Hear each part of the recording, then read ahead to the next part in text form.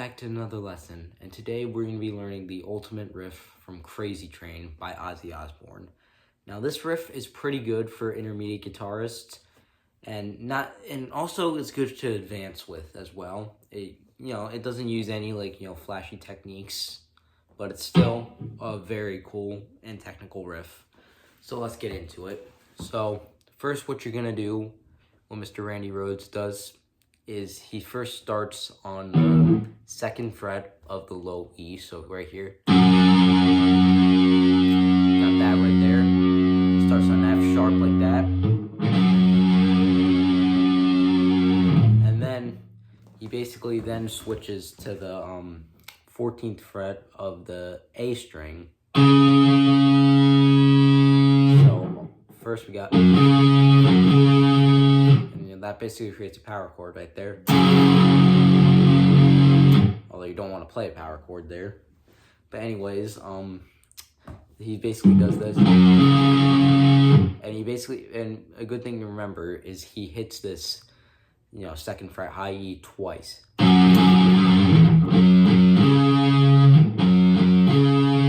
you don't want to just go, that'd be wrong. You want to hit it twice to match the timing, right? Then he goes, after hitting this, he goes back to this, so an interval. So he goes back to that, so remember that. So far we got.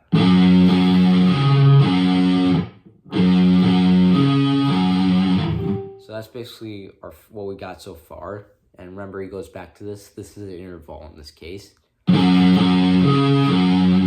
then after that, he then he's still on the A string, but then he heads down to the 5th fret this time.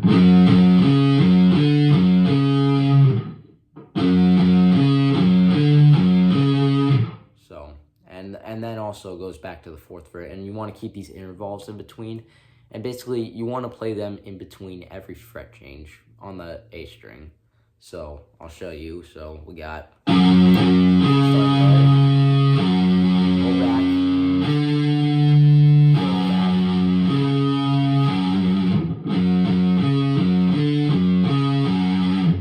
So you just want to go back every time you change a fret. You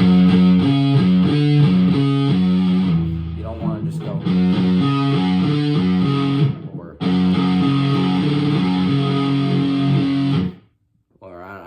Know how to show it wrong, honestly, but yeah, you want to play it like that. And if you're not comfortable with if you're not comfortable with lifting your fingers off like that drastically, you can just play it to start out, at least temporarily, you can just play it like this. Of course, you don't want to play it like that forever, because as more you advance, you can hear sound more perfectly. And you'll hear that these notes, they ring out too much together, so you don't want to play that, together in this riff. But anyway, he starts like this. And then he goes back to the 4th fret. And also ending with an interval as well. Back at this fret. So all together.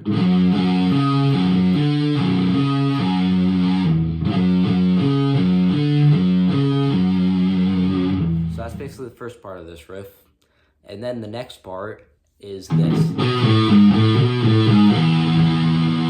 And what he does is basically, not a pull-off. Or you can maybe do a pull-off for this, but I don't personally do that.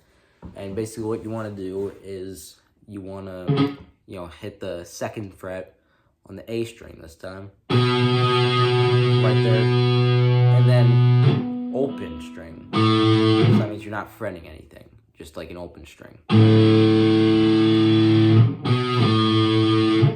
And then you're gonna hit the 4th fret of the low E string.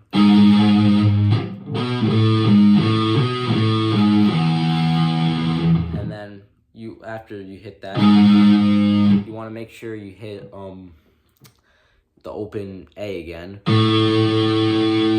Then you want to do that little lick you did with the You know, the 2nd fret A, and then the open A. You know.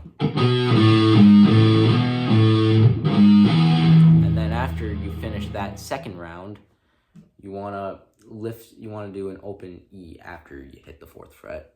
Now, I know it's a lot of information to intake, but, you know, just look at it slowly. So you got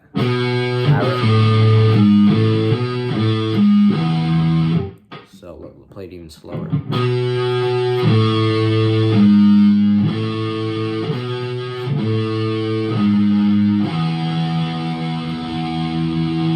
And then once you feel comfortable, you add that to the existing riff we already learned, and then you get this.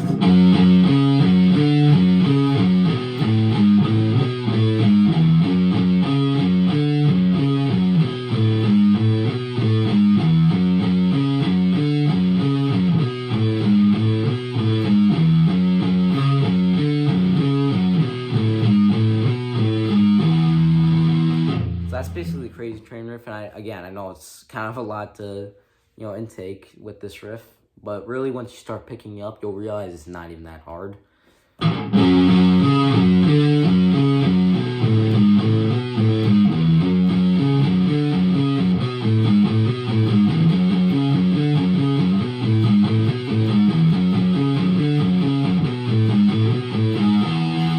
if you're not comfortable with moving your pinky like this, you could do it like this using your ring finger.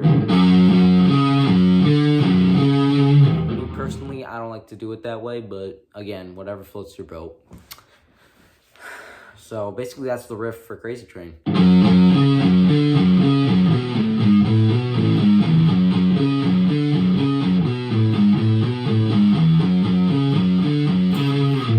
So yeah, that's basically it.